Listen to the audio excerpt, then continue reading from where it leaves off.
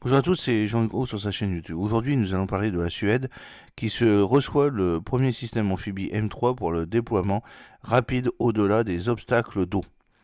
Le 19 novembre 2024, General Dynamics European Land System a livré le premier système de pont et de traversée amphibie M3 à l'administration suédoise du matériel de défense SDMA lors d'une cérémonie de remise à Kaiserslautern en Allemagne. Cette livraison marque la première étape d'un contrat visant à fournir à la Suède un total de 12 systèmes M3 connus localement sous le nom de Amphibieredo 400. L'accord comprend également les équipements supplémentaires pour le pont à ruban amélioré IRB existant de la Suède connu sous le nom de Grapo 300, afin d'améliorer la compatibilité entre les deux systèmes. Le système amphibie M3 est au cœur de l'exercice OTAN Anaconda 2016, au cours duquel une unité combinée allemande et britannique a construit un pont flottant de 350 mètres sur la Vistube en 35 minutes. Le système de pont et de traversier amphibie M3 est conçu pour un déploiement rapide et peut être utilisé comme pont ou comme traversier. Il est capable de supporter des véhicules allant jusqu'à LLC 85 chenillés et 132 à roues, y compris des chars de combat principaux lourds comme le Léopard 2 ou le M1A2 Abrams.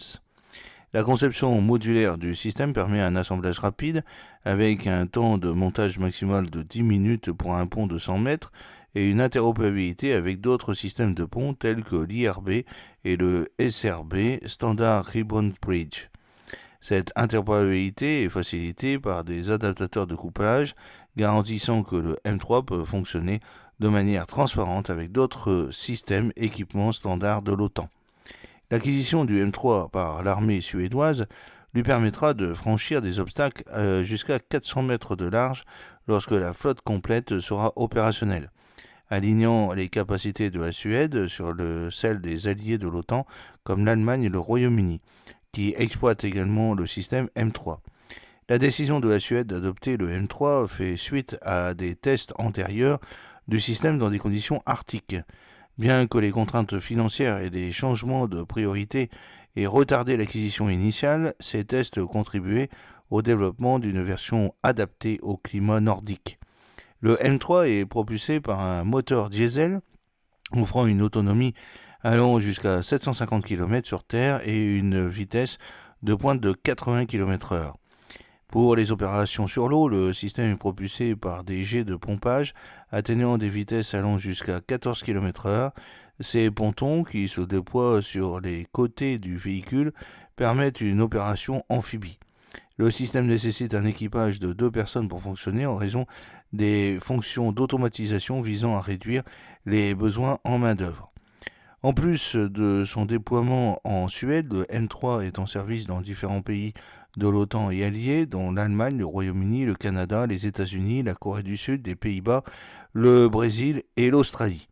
Il a été utilisé à la fois dans des exercices et des contextes opérationnels comme la guerre en Irak, où les forces britanniques ont utilisé le M3 lors de traversées de rivières sur la voie navigable de Chat al-Bashra et dans les champs pétroliers de Rumia.